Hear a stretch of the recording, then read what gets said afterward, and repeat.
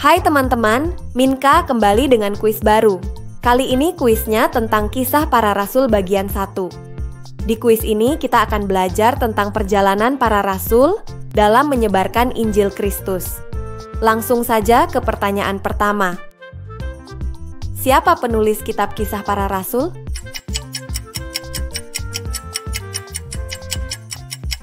Jawabannya adalah Lukas. Kitab Kisah Para Rasul ini adalah tulisan kedua Lukas yang ditujukan kepada Theophilus. Berapa lama Yesus menampakkan diri kepada murid-muridnya setelah kebangkitan, sebelum ia naik ke surga?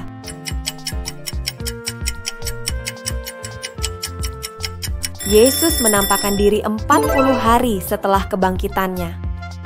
Setelah kebangkitannya, Yesus menampakkan diri berulang kali selama 40 hari kepada para murid. Dengan banyak bukti, ia menunjukkan bahwa ia hidup. Pertanyaan selanjutnya, dengarkan perkataan orang ini baik-baik. Hai orang-orang Galilea, mengapakah kamu berdiri melihat ke langit?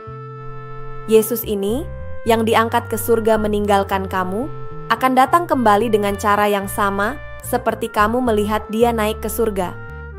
Perkataan siapakah ini?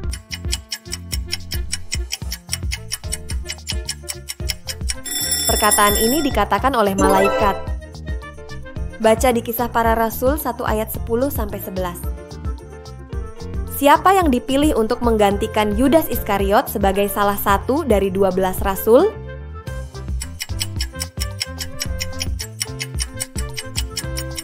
Jawabannya adalah Matias. Petrus mengusulkan untuk mencari pengganti Yudas Iskariot yang telah menjual Yesus lalu mengakhiri hidupnya. Pada waktu itu ada 2 calon yang diajukan, Matias dan Yusuf yang juga dikenal dengan nama Barnabas dan Justus. Para murid berdoa dan membuang undi untuk menentukan siapa yang akan menggantikan Yudas Iskariot.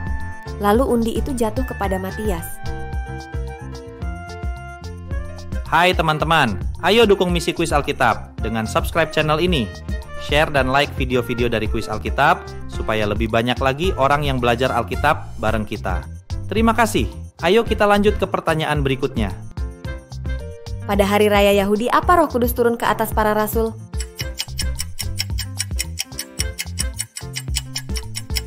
Jawabannya adalah Pentakosta. Kisah ini bisa dibaca di Kisah Para Rasul 2 ayat 1-13. Di Perjanjian Lama, Pentakosta merupakan perayaan yang diadakan sebagai ucapan syukur Israel atas hasil gandum, yang dirayakan 7 minggu setelah Paskah. Menjelang zaman Yesus, orang Yahudi mengaitkan Pentakosta sebagai ucapan syukur atas pemberian Taurat di Gunung Sinai. Pada Perjanjian Baru, Pentakosta diperingati sebagai hari pencurahan Roh Kudus. Tanda-tanda mujizat apa yang menyertai kedatangan Roh Kudus pada hari Pentakosta?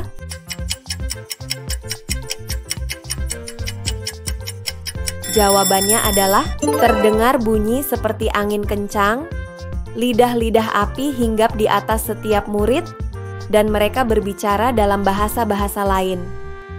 Baca di Kisah Para Rasul 2 ayat 2-4. Siapa rasul yang memberikan khotbah pertama setelah Roh Kudus turun pada hari Pentakosta?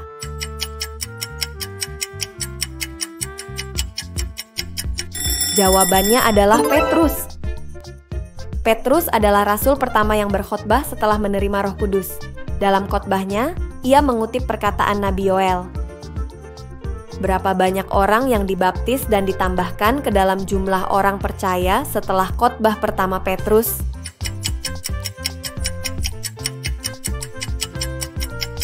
Jawabannya adalah 3.000 orang. Baca di Kisah Para Rasul 2 ayat 41. Kelemahan apa yang diderita orang yang disembuhkan Petrus di gerbang indah di Bait Allah?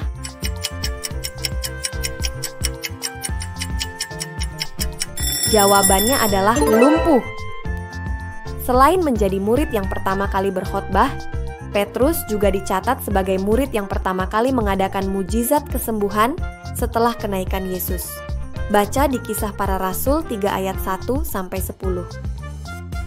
Pertanyaan terakhir, Siapakah rasul yang dijebloskan ke penjara oleh orang Saduki?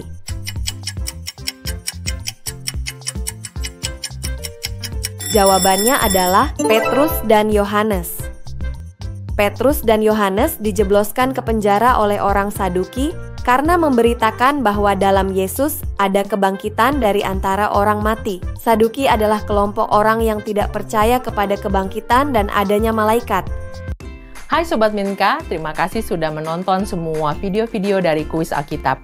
Kuis Alkitab adalah organisasi non-profit yang menciptakan produk, materi, belajar Alkitab secara modern bagi seluruh pembaca Alkitab di Indonesia. Sejak 2017, karya-karya kami sudah tersebar dari Sabang sampai Merauke. Dan pekerjaan kami semua didukung oleh donasi dari para Sobat Minka seperti kamu. Kamu juga bisa ikut mendukung misi kami dengan subscribe channel ini, like dan share video, dan memberikan donasi di sini. Dukungan kamu sangat berarti dan mendorong kami untuk terus berkarya. Thank you and God bless you.